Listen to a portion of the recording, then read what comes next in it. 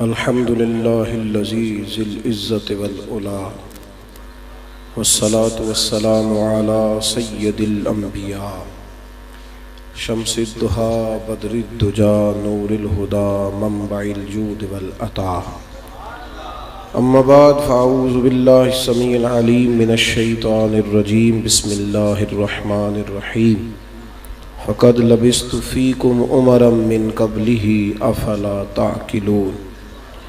صدق الله العظيم وصدق رسوله النبي الكريم. إن الله وملائكته يصلون على النبي يا أيها الذين آمنوا صلوا عليه وسلموا تسليما.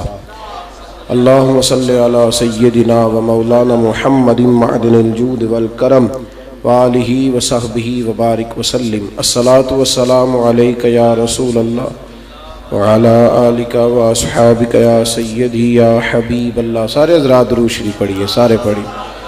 الصلاة والسلام عليك يا سيدي يا نبي الله وعلى آلك واصحابك يا سيدي يا نور الله. تمام تعریفیں حمد و ثنا اللہ تعالیٰ جل مجدہ الکریم کے لیے. ہر قسم کے درود و سلام نبی رحمت سید عالم صلی اللہ علیہ وسلم کی ذات والا صفات کے لیے حمد و صلات کے بعد، عزیز دوستو، بزرگوں اور بھائیوں، اسٹیج پہ جلوہ فرما مقتدر مشائخ عظام، علماء کرام، بالخصوص حضرت قبلہ الحاج الشیخ صاحبزادہ پیر سید حسنین فاروق شاہ صاحب قبلہ دامت برکاتہم العالیہ، حضرت صاحبزادہ اجلال شاہ صاحب، یہ بڑی پروقار اور بڑی پر رونق آپ حضرات کی تقریب ہے. یہ دعا فرمائے اللہ تعالی ہم سب کو دین کے ساتھ اخلاص کی توفیق عطا فرمائے، اور اللہ تبارک و تعالی ان کوششوں کو، ان کاوشوں کو اپنی بارگاہ ناز میں شرف قبولیت عطا فرمائے. قریش مکہ نے نبی کریم علیہ السلام سے حضور کے نبی ہونے کی دلیل مانگی. وہ اپنے لوگ تھے، کوئی چچا تھا، کوئی ماموں تھا، کوئی قریبی تھا، بالکل اپنے لوگ تھے. باہر کے جو لوگ ہوتے ہیں ان کو مطمئن کرنے کا انداز اور ہوتا ہے، اور گھر والوں کو کسی بات پہ مطمئن کرنے کا انداز اور ہوتا ہے. یہ سارے اپنے تھے.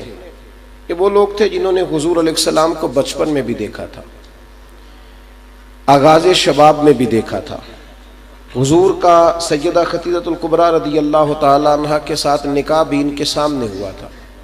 سارا کچھ دیکھا تھا. پھر بھی انہوں نے پوچھا کہ آپ نبی ہیں تو دلیل. تو باقی سب لوگوں کو اللہ کے محبوب علیہ السلام نے معجزات دکھائے، لیکن جب اہل قریش نے اپنوں نے دلیل مانگی تو اللہ نے فرمایا محبوب ان سے کہیے، یہ قرآن مجید کی آیت ہے، کہا ان سے کہیے کہ میں باہر سے نہیں آیا. فقد لبثت فیکم عمرا من قبلہ، میں نے اس سے پہلے ساری عمر تمہارے درمیان ہی گزاری ہے.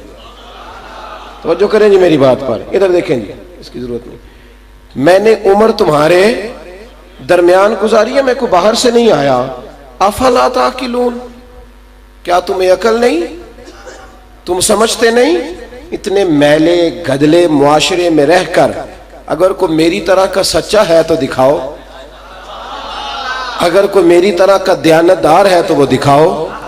اتنی خوبصورت جوانی، اور اس جوانی پر پھر تقوی کے سارے معیار جب پورے اتریں تو پھر مان لو کہ جو تمہارے بیچ رہے اور 40 سال عمر گزاری پھر بھی ہر داغ سے دور رہے تو یہ اللہ کے سچے رسول ہیں. نبی کریم علیہ السلام نے اپنی 40 سالہ حیات کو اپنی نبوت کی دلیل کے طور پر بیان فرمایا ہے. دلیل کے طور پر دیکھیں، حضور رحمت للعالمین بھی ہیں، حضور حبیب اللہ بھی ہیں، امام الانبیاء بھی ہیں، سید الرسل بھی ہیں. ساری باتیں ہیں نا میرے بھائی، توجہ کرنا ذرا میری بات پر.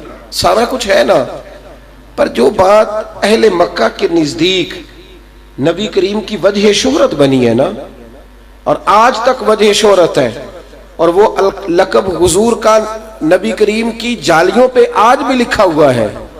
وہ نہ حبیب اللہ ہے نہ رحمت للعالمین ہے، بلکہ جو چیز وجہ بن گئی اور ہر آدمی اس چیز کی وجہ سے محبوب کو پہچاننے لگا. توجہ کرنا ذرا میری بات پر.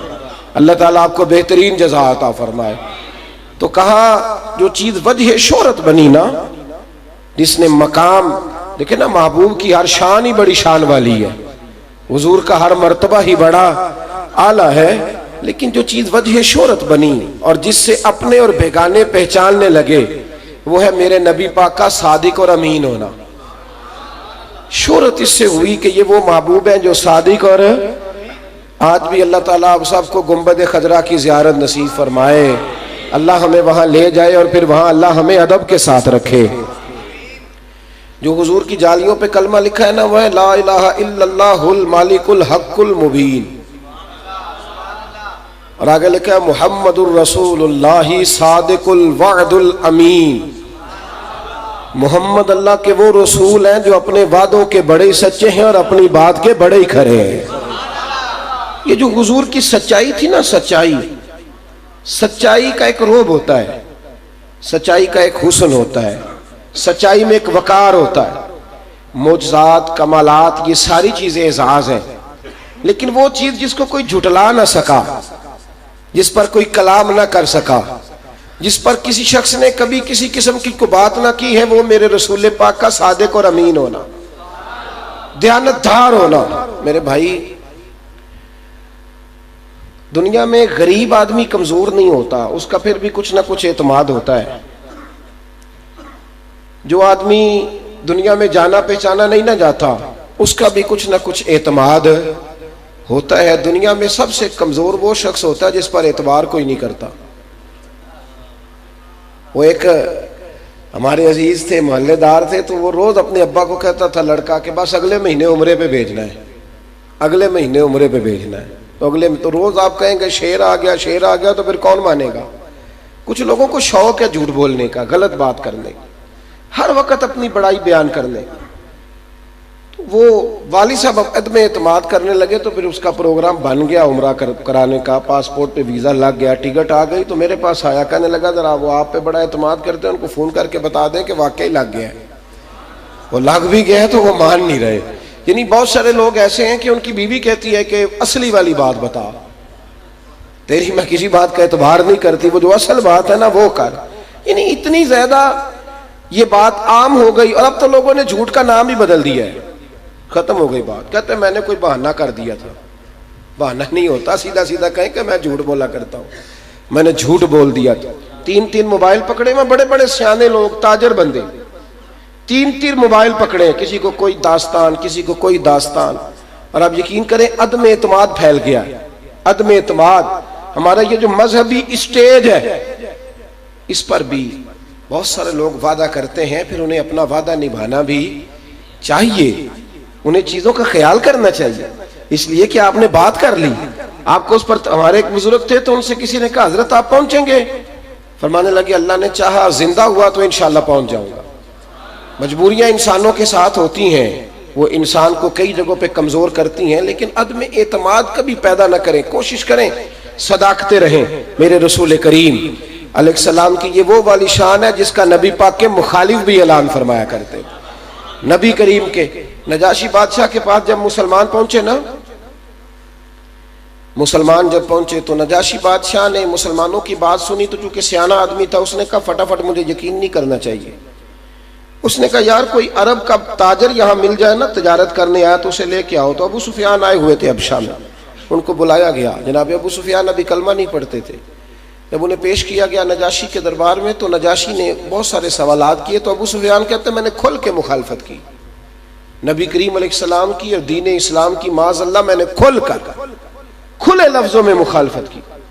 اور میں نے کہا جی انہوں نے معاذ اللہ فساد برپا کرا دیا ہے، بھائی کو بھائی سے لڑا دیا ہے. وہ کہتے ہیں کہ ہمارے بڑے سارے غلط تھے، گمراہ تھے، جو بتوں کو پوجتے تھے، تو میں نے جو مجھ سے بن سکتا تھا میں نے کیا.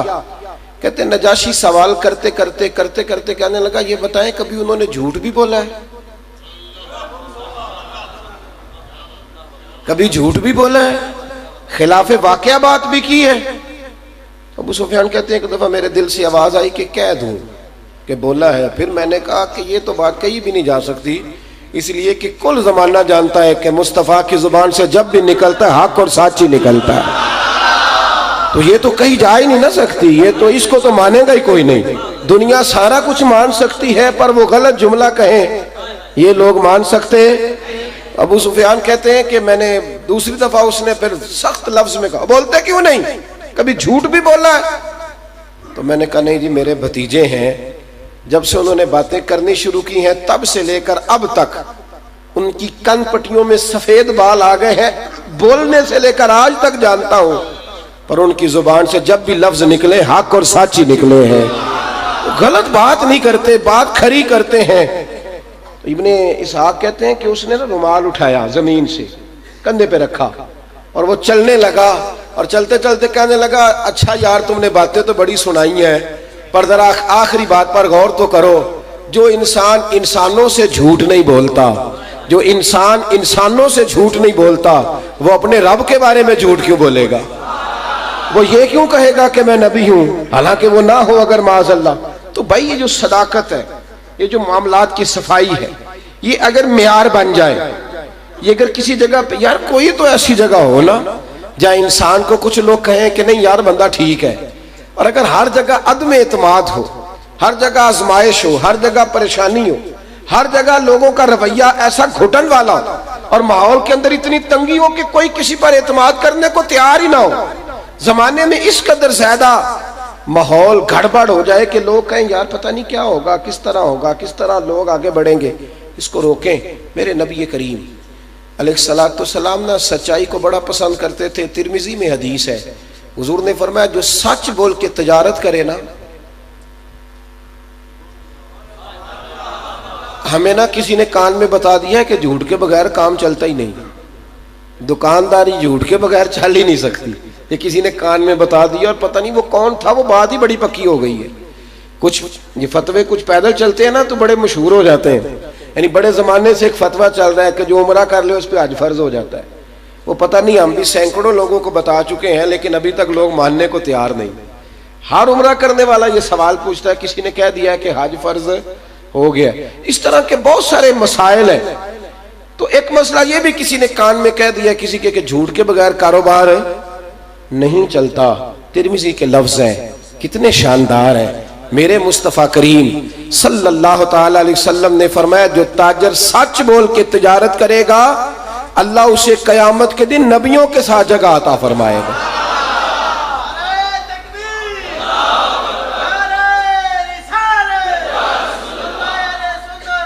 سچ بول کے تجارت کرے، کھری بات کر دے، ختم ہو گئی بات. سچ بولے، وہ کہے جناب یہ چیز اس طرح ہے اور یہ چیز. حضرت معروف کرخی رحمت اللہ علیہ صوفیاء کی جماعت میں ایک بڑا نام ہے. آپ کی خانقاہ تھی، ساتھ مسجد تھی، مدرسہ تھا، سامنے ایک کریانے والا تھا. جس طرح کریانے والا چینی بیچتا ہے، چائے بیچتا ہے، صابن بیچتا ہے، تو وہ بھی چھوٹی چھوٹی چیزیں غریب آدمی تھا رکھی ہوئی تھی. حضرت کا مرید بھی تھا، خانقاہ میں بھی آتا تھا. ایک دفعہ بغداد میں قحط ہو گیا تو لوگ دعا کرانے آئے، کہا حضور دعا کر دیں حضرت معروف کرخی سے. تو آپ فرمانے لگے وہ جو سامنے کریانے والا ہے نا اس سے دعا کراؤ بارش ہو جائے گی. کس سے جی؟ کریانے والے سے دعا کراؤ بارش ہو جائے گی. تو آپ کو پتہ ہے نا بڑا مشکل کام ہے کریانے والے سے دعا کرانا، یہ کوئی آسان تو ہے نہیں. تو کچھ لوگوں کو پریشانی ہوئی تو فرمانے لگے میں تمہیں حکم دیتا ہوں کہ اس سے دعا کراؤ. لوگ اٹھ کے گئے، مرشد کا حکم تھا. جا کر کے کہا میاں دعا کر دو. تو کہنے لگا یار میں تو ماڑا بندہ ہوں، مجھے تو لفظ بھی صحیح نہیں ادا کرنے آتے. کسی شاعر نے کہا تھا لفظ تاثیر سے بنتے ہیں تلفظ سے نہیں. اہل دل آج بھی ہیں اہل زباں سے آگے، اہل دل آج بھی ہیں اہل زباں سے آگے. کہا مجھے تو بھائی دعا ڈھب سے مانگنی نہیں آتی. تو وہ حضرت صاحب کے پاس جاؤ، وہ دعائیں کرتے ہیں کراتے ہیں، اللہ قبول کرتا ہے. حضرت سے دعا کراؤ، میں بھی انہی سے کراتا ہوں. تو لوگوں نے کہا حضرت صاحب کے پاس ہی گئے تھے، انہوں نے تیرے پاس بھیجا ہے. کہنے لگا اچھا میرے مرشد کا حکم ہے. آج کل تو لوگ مرشدوں کی باتوں پر صرف بحث ہی کرتے ہیں، عمل تو کم کم ہی کرتے ہیں نا جی. بحث ہوتی ہے کہ یہ کیسے ہو سکتا ہے، یہ کیوں کر. کہا حضرت کا حکم ہے. کہا تو اس نے نا دکاندار نے ہاتھ اٹھائے، کہا اللہ مجھے تو اندر والی بات کا پتہ کوئی نہیں، یہ گئے تھے حضرت کے پاس، انہوں نے میرے پاس بھیج دیا ہے، یہ کہتے ہیں آپ دعا کریں تو بارش ہو جائے گی، تو یا اللہ تو بڑا کریم ہے، عطا کر دے نا بارش۔ لوگ کہتے ہیں کہ ابھی اس کے جملے مکمل نہیں ہوئے تھے، کالی گھٹائیں آئیں، بارش نے برسنا شروع کر دیا، تیز بارش برسی، چل تھل ہو گیا، لوگوں نے پانی سنبھال بھی لیا، سٹاک بھی کر لیا، حوض کنویں ہر چیز میں پانی لوگوں نے سنبھالنا شروع کیا۔ بہت سارے لوگ تو نکل گئے جو اہل درد تھے، اہل بصیرت تھے، وہ حضرت معروف کرخی کی بارگاہ میں آئے، کہا حضور سمجھ نہیں آئی، ہمارے ساتھ ہی رہا کرتا تھا، ہمارے ساتھ ہی پڑھا ہے، اسی محلے کا ہے، 5 وقت ہمارے ساتھ ہی نماز پڑھتا ہے، نہ کوئی کرامت ہے، نہ کوئی تہجد ہے، نہ کوئی اتنا لمبا چوڑا معاملہ ہے، کوئی علیحدہ سے آتا ہے یہ یہاں خانقاہ میں، کوئی خاص بات؟ تو حضرت فرمانے لگے بہت بڑی خاص بات ہے۔ کہا وہ کیا؟ فرمانے لگے 30 سال سے میرے سامنے دکان کر رہا ہے، سودا جب بھی تولتا ہے پورا تولتا ہے، دکان کر رہا ہے پر اللہ سے ڈر کے کر رہا ہے۔ فرمایا جس کو 30 سال ہو گئے رب کے حکم سے دائیں بائیں نہیں ہوا، وہ جب ہاتھ اٹھا کے دعا کرتا ہے تو اللہ اس کے ہاتھوں کو خالی نہیں لوٹایا کرتا۔ میرے بھائی اس بات کو سمجھے، سچا تاجر، کھرا تاجر، سچ بولنے والے لوگ، کھری بات کرنے والے لوگ، سچائیوں کا سفر کرنے والے لوگ، وہ کمزور نہیں پڑتے، اپنی زندگی میں کچھ چیزوں کو لاگو کریں۔ حضرت رومی فرمایا کرتے تھے جھوٹ بول کر جیتنے سے بہتر ہے تو سچ بول کے ہار جا، جتن جتن ہر کوئی کھیڑے تو ہارن کھیڑ فقیرہ، جتن دا مول کوڈی پیندئی ہارن دا مول ہیرا، تو ہار جا، ختم ہو گئی بات سچی، بات کھری۔ اور حضور نے پتہ ہے اس کا پیرا کتنا دیا، صحیح بخاری صحیح مسلم میں حدیث ہے۔ اب تو آپ کو پتہ ہے کہ جس کی کرامت ہوتی ہے وہ فیس بک پہ بھی دیتا ہے، جڑے محرم راز حقیقت دے او تے راز حقیقت کھول دے ہی نہیں، اے جنہ ویکھیا نہیں او کرن گلاں، جنہ ویکھ لیا او تے بول دے ہی نہیں، جنہ ویکھ لیا او تے بول دے نہیں۔ کرامت کوئی بزرگوں کی ہوتی تھی تو وہ کہتے تھے میری زندگی میں نہ بتانا، اب لوگ کہتے ہیں کہ دوسرے کو بھی جا کے بتانا تاکہ کمپنی کی مشہوری اچھی ہو جائے، دوسرے کو بھی بتانا، یعنی کرامت ہوئی ہے تو اس کو فیس بک پہ۔ یہ کس طرح کی طریقت ہے کہ آپ اپنا آپ ثابت کر رہے ہیں، آپ اپنا آپ ثابت کر رہے ہیں؟ سمجھے چیزوں کو میرے بھائی۔ نبی کریم علیہ السلام نے کس قدر سچائی کو محفوظ کیا اور سچائی کی پہرے داری کو کتنا ضروری سمجھا۔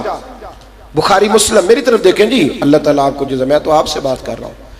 نبی کریم علیہ السلام نے کس قدر اسے ضروری جانا، صحیح بخاری صحیح مسلم میں روایت ہے، حضور کے سب سے چھوٹے صاحبزادے حضرت ابراہیم، ان کا وصال ہو گیا۔ حضرت انس بن مالک فرماتے ہیں جب شہزادے حضور سے بچھڑے تو میں نے حضور کی آنکھوں میں آنسو دیکھے، میں نے عرض کی یا رسول اللہ آپ تو صبر کا حکم دیتے ہیں، تو محبوب نے فرمایا دل میرا ٹوٹا ہے، آنکھیں میری رو رہی ہیں، پر میں زبان سے وہی کہوں گا جو جس پر میرا رب راضی ہوتا ہے، میں اس کی رضا پہ راضی ہوں۔ تو جس دن حضرت ابراہیم کا وصال ہوا نا، سورج گرہن ہو گیا، سورج کو گرہن ہو گیا۔ کچھ لوگوں نے مدینہ منورہ میں یہ بات پھیلا دی کہ چونکہ آج حضور کے صاحبزادے کا وصال ہوا ہے، آج حضور کے صاحبزادے سب سے چھوٹے وصال کر گئے، تو غم کی وجہ سے سورج بھی پریشان ہے۔ میرے نبی کریم منبر پر بیٹھے اور حضور نے فرمایا بھی یہ سورج گرہن کا تعلق کسی کے جانے آنے سے نہیں، یہ تو اللہ کی قدرت کا نتیجہ ہے۔ کوئی شخص یہ بات گھڑ کے بیان نہ کرے کہ میرا بیٹا گیا ہے تو سورج گرہن ہوا ہے، یہ تو رب کی قدرت ہے۔ جب اس طرح کے معاملات ہو تو توبہ کیا کرو، نماز پڑھا کرو، استغفار کیا کرو۔ اب یہاں کوئی ہلکی سی بھی بات ہوتی ہے تو لوگ اشارتاً کنایتاً بھی کچھ ہو جائے تو کہتے ہیں برکت سے ہوا ہے، فلانے کی وجہ سے ہوا ہے۔ بھائی سچائیوں کو محفوظ کرنا، سچ کا ساتھ دینا، سچ کی پہرے داری کرنا۔ حضور صلی اللہ تعالیٰ علیہ وسلم جب بدر میں تشریف لے گئے تو 2 صحابی بڑے جنگجو تھے، سپہ سالار تھے۔ آپ کو پتہ ہے بدر میں بڑی ضرورت تھی مسلمانوں کو، ایک ایک شخص کی ضرورت تھی، ایک ایک آدمی کی۔ تو یہ 2 دلیر صحابہ، گھوڑ سوار، نیزہ باز، بڑی زبردست تلوار چلانے کے ماہر، یہ نہ کہیں سے آ رہے تھے، تو انہیں مدینے آ کے پتہ چلا کہ نبی کریم علیہ السلام تو میدان بدر تک پہنچ گئے ہیں۔ طبرانی میں یہ روایت بالتفصیل ہے، اگرچہ بخاری مسلم میں بھی ہے پر یہاں ذرا ڈیٹیل زیادہ ہے۔ فرماتے ہیں کہ جب خبر ملی نا کہ نبی کریم علیہ السلام تو بدر میں ہیں، تو یہ دونوں تلواریں لے کے پہنچے. جب بدر میں گئے نا تو پہلی ملاقات ابو جہل سے ہو گئی. ابو جہل نے روک لیا, کدھر جا رہے ہو؟ تو کہا جی ہم تو, آپ نے کیوں روکا ہے؟ تو ابو جہل کہنے لگا تم مجھے پتہ ہے بڑے دلیر ہو, تم جا رہے ہو نبی کریم علیہ السلام کے ساتھ تعاون کرو گے جنگ میں. ایک صحابی نے نا دوسرے کو آنکھ ماری, ادھر دیکھیں جی میری طرف, اللہ تعالیٰ آپ کو جزائے خیر عطا فرمائے. ایک نے دوسرے کو اشارہ کیا, اس نے کہا جی نہیں ہم جنگ نہیں لڑیں گے, ہم تو صرف زیارت کرنے جا رہے ہیں, جنگ تھوڑی کریں گے, ہم نہیں ساتھ لڑیں گے, زیارت کرنے جا رہے ہیں. ابو جہل کہنے لگا اہل عرب والا وعدہ ہے نا تمہارا, اہل عرب والا وعدہ ہے نا, تم جا رہے ہو نا صرف. اب جنگ میں آپ کو پتا ہے جنگی تدبیر بھی ہوتی ہے, جنگی تدبیر بھی کرنا جنگ میں درست ہے. کوئی ایسی حکمت آپ اختیار کریں جیسے امام قاسم بن حسن نے میدان کربلا میں اپنے مخالف سے کہا کہ گھوڑے کی لگام تو صحیح باندھا کر, اور واقعی اس کی ٹوٹی ہوئی تھی. وہ جب لگام نیچے کرنے کے لیے جھکا تو آپ نے اللہ اکبر کہہ کے گردن کاٹ دی. تو جنگی تدبیر ہوتی ہے جنگ کے اندر, وہ کی جا سکتی ہے. تو کہا کہ بھائی ہم تو صرف جا رہے ہیں حضور کی زیارت کے لیے. یہ کہہ کے وہاں سے نکلے, جب حضور علیہ السلام کی بارگاہ تک پہنچے نا تو آتے ہی انہوں نے اپنے لفظوں میں بات بیان کی. جو آدمی آپ سے ملے گا نا وہ جو بات کرے گا اپنے لفظوں میں. خیر ہمارے زمانے میں تو صرف لفظوں میں بیان نہیں ہوتی, سامنے والے پہ لوگ مسلط بھی کرتے ہیں, کہتے ہیں تو بھی ایسے ہی مان جیسے میں منوا رہا ہوں, مان بھی ایسے ہی, زبردستی بھی کرتے ہیں اللہ ماشاءاللہ. تو کہتے ہیں کہ اپنے لفظوں میں نے جا کے کہا, میں نے کہا حضور وہ رستے میں ہمیں ابو جہل مل گیا تھا اور اس نے ہمیں کہا کہ تم نہیں جا سکتے, تم جا کے جنگ لڑو گے. تو یا رسول اللہ صلی اللہ علیہ وسلم پھر ہم نے جنگی تدبیر کی, حکمت عملی, ہم نے اس سے کہا کہ ہم نہیں جنگ لڑیں گے, ہم تو زیارت کے لیے جا رہے ہیں. پر یا رسول اللہ ہم نے تو لڑنا ہے نا, کافر کا تو گلا کاٹنا ہے نا حضور, ہم تو آئے اس لیے ہیں. حضور جنگی تدبیر کی. میرے محبوب نے بات سنی, آنکھیں جھکائیں, فرمایا جنگی تدبیر نہیں بھئی, تم وعدہ کر کے آئے ہو, تم وعدہ کر کے آئے ہو, اب تم جنگ نہیں لڑو گے, تم بیٹھو. ایک صحابی کہنے لگا حضور وہ تو کافر تھا, کافر سے وعدہ کیا ہے.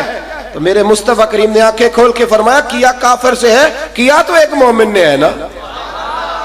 ابو جہل دشمن ہے, بے ایمان ہے, غدار ہے, پر جس نے وعدہ کیا وہ تو مومن ہے نا. مومن اپنے وعدے کا خیال کرے گا, سچ بولے گا, کھری بات کرے گا. یہ ہمارے سٹیج پہ نا کئی دفعہ بڑی تعریفیں ہوتی ہیں. ایک صاحب یہ جی انتظامیہ والے اشاروں سے بھی بات کر لے تو ان کی مہربانی ہے, اللہ جزائے خیر دے. تو وہ ہمارے سٹیج پہ نا کئی دفعہ وہ لقب کسی اور کا بھی ہوتا ہے, تو اب آپ کو پتہ ہے نقیب محفل پہ بھی ہمارا پریشر ہوتا ہے کہ وہ صحیح نام نہ لے تو نقیب صاحب خطیب صاحب بگڑ بھی جاتے ہیں کئی دفعہ, انہوں پتہ ہی نہیں گل کے نہیں کرنی ہے. تو اس نام پہ نا, چھوٹے سے نام پہ کئی دفعہ نا 1.5-2 من وزن القابات کا ڈال دیا جاتا ہے, اندر سے نام نکالنا ہی مشکل ہو جاتا ہے کہ اصل میں یہ کہنا کیا چاہ رہے ہیں. اتنی لمبی چوڑی تعریفیں. ایک جگہ پہ میں نے ایسے ہی ایک شخص کو بڑی تعریف کرتے سنا, اور پھر اسٹیج سے نیچے اتر کے اسی شخص کے بارے میں ایک کمزور جملہ کہتے سنا. میں نے اس کا بازو تھاما, میں نے کہا ایک حدیث یاد کر لو, اس کو کبھی نہ بھولنا, فائدہ دے گی. کون سی؟ میرے مصطفیٰ کریم نے فرمایا, میرے رسول کریم نے فرمایا, محبوب نے فرمایا زندگی میں جب کسی کی تعریف کر لو تو پھر دوبارہ توہین نہ کرنا. یہ مسلمان کی زبان ہے, مسلمان کی. یہ کیا بات ہوئی کہ وہاں تو کچھ کہہ رہا تھا اور نیچے اتر کے تو کچھ اور کہہ رہا تھا. اس محفل کے بارے میں نا کچھ تھوڑی سی مسٹیک تاریخ کے حوالے سے ہوئی, تو چلیں کچھ باتیں نہیں کرنی چاہیے, مناسب نہیں رہتی. پیار جملوں میں سمٹ جائے تو کئی دفعہ وہ سمٹ جاتا ہے. تو مجھے بزرگوں نے یہ کہا کہ وہ میری وجہ سے غلطی ہو گئی ہے. تو اب جہاں میں نے آج جانا تھا ان کے پاس میں نے کل جانا ہے, تو میں نے ان سے کہا کہ میاں بات یہ ہے جنہوں نے بات کی ہے ان کا قد بھی بڑا ہے اور انہوں نے بات بھی کو تھوڑی بڑی کر دی ہے کہ میری وجہ سے ایسے ہو گیا ہے. اب میری مجبوری ہے کہ جس کی تعریف کر لو پھر اس کی دوبارہ کبھی توہین نہ کرو. تو بات ہو گئی ہے تو اب بات ہو ہی جائے گی. اب تو میرا معاملہ کچھ اور ہونا چاہیے نا. ہاں جے محبوب بلاوے ایک دم تے سر نو پیر بنائیے, او سر منگے تے سر دے دئیے, تے کدے بھی دیر نہ لائیے, تے یار دا کدے بھی گلا نہ کریے, پاما سینک دے ہی مر جائیے, آزم یا تے لائیے ہی نہ, تے جے لائیے تے پھر توڑ نبھائیے. بات ایک ہونی چاہیے نا، ختم ہو گئی.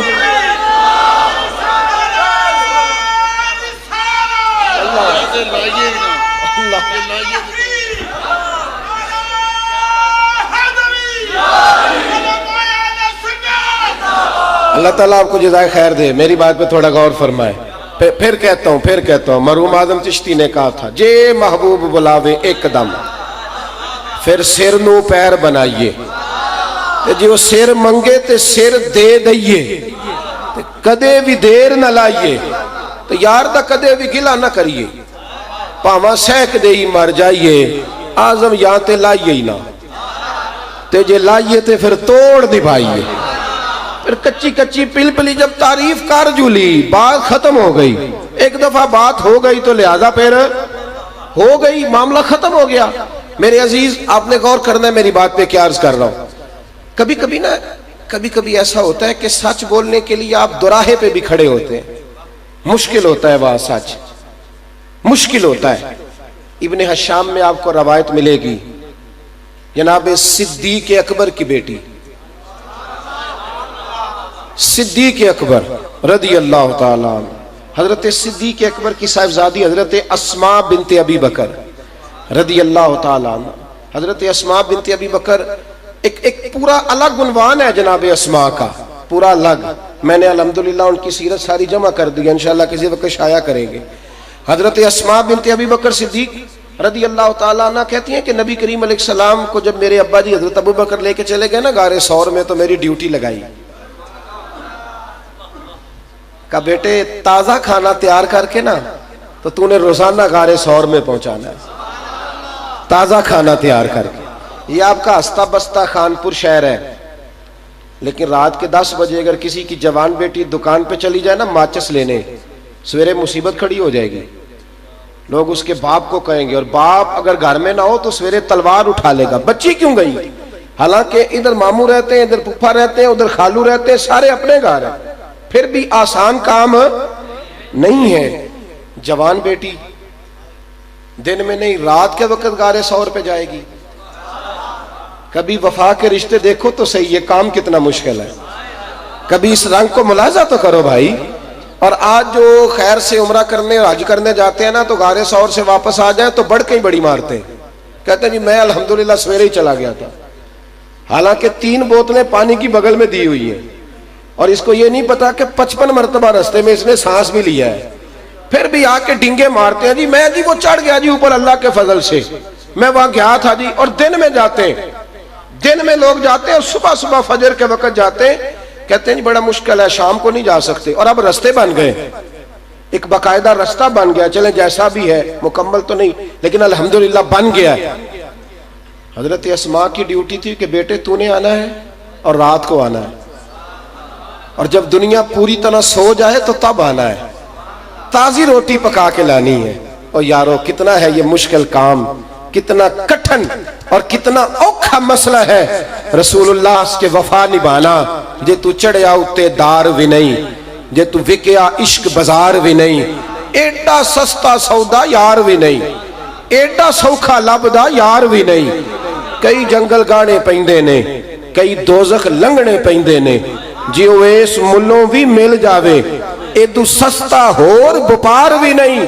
کچھ سمجھ نہیں آندی لوکانو، او کادے نال شہید کرے، ڈٹھی یار دے ہاتھ تلوار بھی نہیں، پر او دا خالی جاندہ وار بھی نہیں.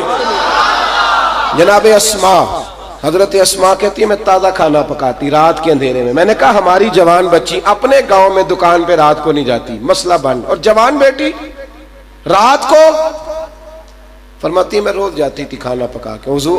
میرے ابا جی نے کہا تھا میرے مصطفیٰ کو باسی نہیں تازی روٹی پہنچنی چاہیے. حضرت اسماء کہتی ہے میں نا دوپہر کا وقت تھا تو کھانے کی تیاری میں تھی، میرے دروازے پہ شور ہوا، اور معمولی گھر نہیں تھا، سردار کا گھر تھا. جناب صدیق اکبر سردار تھے، اور حال یہ تھا کہ کسی کی طاقت نہیں تھی آنکھ اٹھا کے دیکھ سکے. فرماتی ہیں دروازے پہ شور ہوا، جب دستک ہوئی تو میں باہر گئی، کون ہے دروازے پہ؟ تو کہتے ہیں ابو جال کھڑا تھا. فوراً اس نے گرجدار لہجے میں کہا کہاں گیا تیرا باپ مصطفیٰ کریم کو لے کے، کہاں گئے ہیں؟ جناب اسماء کہتی ہیں کہ اب میں سچ کے دوراہے پہ کھڑی ہو گئی. اگر کہتی ہوں کہ مجھے پتا ہے تو میرا عشق گوارا نہیں کرتا، اگر یہ کہتی ہوں کہ مجھے پتا نہیں تو یہ جھوٹ ہے، یہ میرے نبی کو پسند نہیں۔ اب کہاں جاؤں، اب کیا کروں؟ چوک ہے مکے کا، بہت سارے لوگ کھڑے ہیں، اور آپ فرماتی ہیں میں تنے تنہا عورت، معمولی آدمی نہیں، سردار کی بیٹی ہوں، لیکن آج انداز یہ ہے کہ میرے دروازے پر مجرموں کی طرح لوگ کھڑے ہیں، جیسے کسی مجرم کے ہاں آئے ہو۔ فرماتی ہے میرے پاس 1-1.5 منٹ تھا فیصلہ کرنے کے لیے کہ جھوٹ بول کر میں نے اس کو بچانا ہے یا سچ کہہ کے مشکل میں پڑنا ہے۔ فرماتی ہے اس نے دوبارہ کہا اور پہلے سے زیادہ زور سے بولا، اسماء بتاتی کیوں نہیں؟ کہاں گئے تیرے والد حضور کو لے کر؟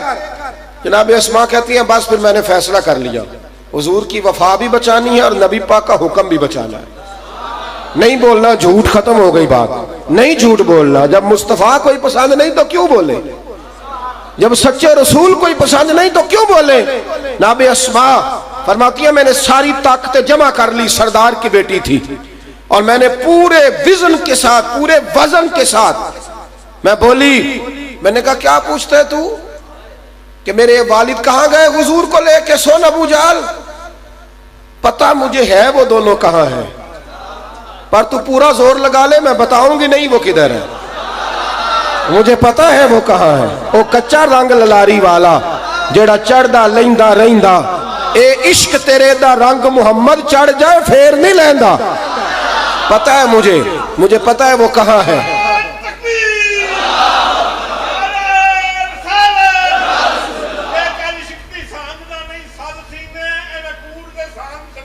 واہ واہ واہ واہ،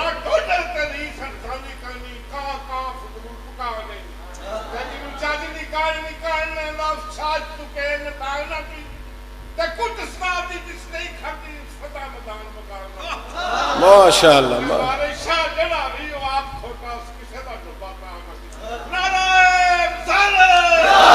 ماشاء۔ جناب اسماء کہنے لگی پتہ مجھے ہے وہ دونوں کہاں ہیں، پر میں تجھے بتاؤں گی نہیں۔ میری بات کی سمجھ آ رہی ہے آپ حضرات کو؟ میں بتاؤں گی نہیں۔ اب اتنے بڑے سردار کے منہ پہ اتنا بڑا سچ، اتنے بڑے جھوٹے کے سامنے اتنا بڑا سچ، اتنے بڑے بے ایمان کے سامنے اتنی بڑی دیانتداری۔ حضرت اسماء کہنے لگی جا جو ہوتا ہے کر لے، پتہ ہے مجھے وہ دونوں کہاں ہیں، پر جرت ہے تو پوچھ کے بتا۔ نہیں بتاتی، میں صدیق کی بیٹی ہوں، جانتی ہوں کہاں ہے۔ ابو جب لوگ بزدل ہو جاتے ہیں نا تو پھر دلیل سے بات نہیں بنتی تو پھر زیادتی کرتے ہیں، پھر ہاتھ چلاتے ہیں۔ اس نے نا ایک تھپڑ مارا جناب اسماء، ایک تھپڑ غصے میں، بڑا ہی مشکل کام ہے۔ فرماتی ہیں میرے کان میں بالی تھی، میں پتھر پر گری، میرا کان پھٹ گیا، خون نکلا۔ لوگوں نے ابو جہل کو پکڑا، شرم کر تو عورتوں کے منہ لگتا ہے، ہمارا تو شیوا نہیں ہے اہل عرب کا، اس کو پکڑ کے لے گئے۔ حضرت اسماء کہتی ہیں اسی طرح اٹھی، خون صاف کیا، اپنے چہرے پر میں نے کپڑا باندھا، پھر روٹی پکائی۔ کبھی روتی تھی، کبھی آٹا گوندتی تھی، کبھی آنسو بہاتی تھی، کبھی روٹیاں پکاتی تھی۔ کہتی کھول کے، میرا وہ گھرانہ تھا کسی کی طاقت ہی نہیں تھی آنکھ اٹھا کے دیکھے، پر مار کھائی ہے، ایسے ویسے نہیں کھائی، کسی کے لیے کھائی ہے۔ حضرت اسماء فرماتی ہیں تیاری کر کے، چہرہ لپیٹ کے، روٹی پکا کے، پھر میں نے کئی دفعہ دیکھا جب دنیا سو گئی تو میں غار ثور میں گئی۔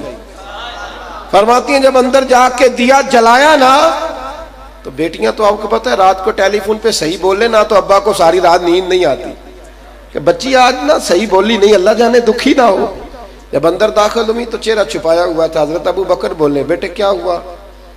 کچھ نہیں ابا جی، وہ کھانا کا ہے۔ بیٹے بات نہ بدل، بتا معاملہ کیا ہے؟ تو حضرت اسماء کہنے لگی کچھ بھی نہیں، آپ کھانا کھائیے، دیکھیں میں کیا بنا کے لائی۔ حضور علیہ السلام نے فرمایا اسماء جب ابو بکر پوچھ رہے ہیں تو بتاتی کیوں نہیں؟ بتاؤ کیا ہوا؟ جناب اسماء رو پڑی، چہرے سے کپڑا ہٹایا تو خون پھر بہنے لگا۔ عرض کرنے لگی یا رسول اللہ آج عجیب دوراہے پہ کھڑی ہو گئی تھی، اگر کہتی تھی مجھے پتا ہے تو یہ وفا کے خلاف تھا، اور اگر کہتی تھی نہیں پتا تو آپ جھوٹ بھی پسند نہیں کرتے، سچ بھی بولا ہے، وفا بھی بچائی ہے، تھپڑ لگا ہے۔ تو حضور میرے کانوں سے نا خون بہ گیا ہے۔ نبی رحمت علیہ السلام نے جب بات سنی تو قربان جائے حضور کی آنکھوں میں بھی آنسو آ گئے، محبوب بھی روئے، اور رو کر میرے کریم رسول نے فرمایا، ہاتھ اٹھائے حضور نے اور محبوب فرمانے لگے، اے اللہ میں ابو بکر سے راضی ہوں، تو بھی ابو بکر سے راضی ہو جا۔ دیکھو اس قدر زیادہ عجیب معاملہ ہو گیا ہے، اس قدر زیادہ عجیب معاملہ ہو گیا۔ اللہ تعالیٰ آپ کو جزا دے دی، بیٹھیں یہ پیسوں والے سنگی اپنی اپنی جگہ پہ بیٹھیں، میری بات سنیں۔ دیکھیں اگر ہم اپنی زندگی میں سچ نہیں بولیں گے تو ہمارے رشتے ایک دوسرے کے ساتھ کمزور ہو جائیں گے۔ میں نے گزارش کی کہ آپ تشریف رکھیں، اللہ تعالیٰ آپ کو برکت دے، سلامت رکھیں۔ رشتوں میں کمزوری آئے گی، طبیعتیں کمزور پڑیں گی۔ یہ جو سچائیاں ہوتی ہیں نا، سچائیاں رشتوں کو مضبوط کرتی ہیں۔ ہم نا جھوٹ بول کر بہت سارے رشتے بناتے ہیں، جھوٹ بول کر۔ لڑکی کا رشتہ دیکھنے کے لیے جب کوئی آتا ہے تو کرسیاں ادھار کی لے لیتے ہیں، صوفے کسی سے مانگ لیتے ہیں، گاڑی کسی سے لے کر اپنے عزیزوں کے ہاں چلے جاتے ہیں۔ پھر وہ لالچ ایک پیدا ہو جاتا ہے، ایک ماحول اور ہو جاتا ہے۔ پھر وہ جب رشتہ جھوٹ کی بنیاد پر قائم رہتا ہے تو وہ لمبا چل سکتا نہیں، اس میں دراڑیں آتی ہیں۔ اپنی زندگی کو صداقتوں کا عادی بنائیں۔ ایک بات اور کرتا ہوں پھر بات کو سمیٹتا ہوں۔ میرے رسول کریم علیہ الصلوۃ والسلام کے صحابی حضرت جریر بن عبداللہ رضی اللہ تعالیٰ عنہ کہتے میں نے پہلے دن کلمہ پڑھا، حضور کی بارگاہ میں حاضر ہوا۔ میں بیوپاری تھا، میں دیہاتوں سے جانور خریدتا تھا اور شہروں میں لا کے بیچتا تھا۔ پہلے دن میں نے کلمہ پڑھا تو عرض کی، یا رسول اللہ کوئی نصیحت؟ تو محبوب نے فرمایا، الدین النصیحہ، میرا سارا دین کسی کا بھلا کرنے کا نام ہے۔ ایک جھوٹ نہ بولنا اور ایک کوشش کرنا تیری وجہ سے کسی کا فائدہ ہی ہو جائے، یہ دھیان رکھنا۔ آپ فرماتے ہیں میں پہلے دن ہی گیا ایک گاؤں میں، وہاں سے گھوڑا خریدا، 3 دینار میں سودا طے ہو گیا، بیچنے والا یہودی تھا۔ 3 دینار میں سودا طے ہو گیا، 3 دینار دیے تو میں نے گھوڑے کی لگام پکڑی تو وہ بڑا شریف تھا۔ کچھ جانور شرارتی ہوتے تھے، کچھ شریف ہوتے تھے۔ جو شریف ہوتے تھے وہ گھروں میں بھی رکھے جا سکتے تھے کہ ان پر عورتیں اور بچے بھی سواری کر لیتے تھے۔ یہ تو بڑا شریف ہے، یہ تو تیرا گھوڑا مہنگا ہے۔ حضرت جریر ابن عبداللہ کہتے ہیں میں نے کہا بھی یہ تو 6 دینار کا ہے، 3 دینار اور دیے۔ اس سے میں پہلے بھی مال خریدتا تھا، آج جب خریدا نا تو اس کی آنکھیں کھلی کی کھلی رہ گئی کہ یہ اس کو کیا ہو گیا ہے۔ فرماتے پھر میں گھوڑے پہ چڑھا، ذرا آگے گیا تو وہ تو سواری کے لیے بھی بڑا ہی عمدہ تھا۔ میں واپس آیا اور میں نے کہا میاں تیرا تو 9 دینار کا ہے، 9 دینار کا ہے۔ میں نے اسے 3 اور دیے تو مجھے کہنے لگا جریر وہی ہو کہ بدل گئے ہو، زمانے سے سودا خرید رہے ہو، آج کیا ہوا؟ تو فرماتے میری آنکھوں میں آنسو چمک پڑے۔ میں نے کہا میں بدل گیا ہوں اس لیے کہ سچے رسول کا کلمہ پڑھ گیا اور حضور نے خیر خائی کا حکم دیا ہے، اب میں بدل گیا ہوں، وہ والا نہیں ہوں جو تم سوچتے ہو۔ کہتے ہیں یہ لفظ کہے اور میں نے 6 دینار دیے، میں نے کہا منڈی جاؤں گا تو 12 کا بکے گا انشاءاللہ، تو میں تیرے 6 کیوں رکھوں؟ کہتے ہیں 9 اسے دے کر جب میں نے گھوڑے کی لگام کو پھیرا نا تو یہودی چھلانگ لگا کے میرے گھوڑے پہ بیٹھ گیا پیچھے۔ میں نے کہا تو نے کہاں جانا ہے؟ کہنے لگا مجھے بھی سچے نبی کی بارگاہ میں لے چل، لے چل مجھے بھی حضور کی بارگاہ میں۔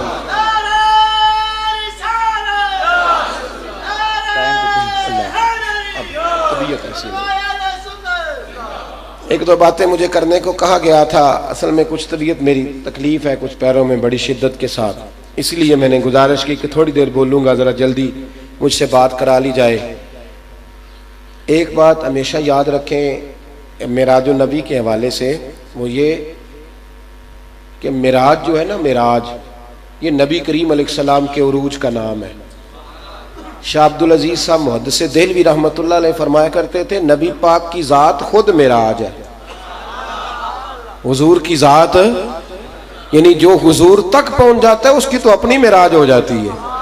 فرماتے تھے جب ذات مصطفیٰ خود معراج ہے تو پھر نبی پاک کی معراج کی کیا شان ہوگی، جب ذات مصطفیٰ خود معراج ہے۔ وہ اصل یہ ہوا ہے کہ ہمارے ہاں نا عقل مندوں کا ایک بڑا لمبا چوڑا ٹولہ پیدا ہو گیا ہے، وہ ہر چیز کو عقل کے دائروں کے اندر تولنا چاہتے ہیں۔ کہتے ہیں جو چیز نظر نہیں آتی میں کیسے مانوں؟ تو میں کہتا ہوں تجھے تو اپنی پشت بھی نظر نہیں آتی، آئی ہے کبھی نظر؟ ہے صحیح ویسے وجود کے ساتھ، تو تمہارا وجود اللہ نے بنایا تمہیں نظر نہیں آتا، تو جو نظر نہیں آتی میں کیسے مانوں؟ یہ تو ایک عجیب بیوقوفانہ بات ہے نا جی۔ تو معراج النبی رسول کریم کا معجزہ ہے۔ اعجاز کا معنی یہ ہے، اعجاز ہوتا یہ ہے کہ جو انسان کی عقل میں نہ آئے، ذات رسالت معاب کے معاملے میں عقل کے گھوڑے دوڑانے بند کر دے۔ بس حضور جو کہہ دیں جو فرما دیں وہ حق اور سچ. کلمہ پڑھنے والے کو اس پر دلیلوں کی ضرورت نہیں ہوتی، وہ حق اور سچ ہے. بس ہم نہ چیزوں کو بدل دیتے ہیں. معراج شریف کو بحث کا موضوع بنا دیا، شب برات آئی تو پٹاخے چلا لیے.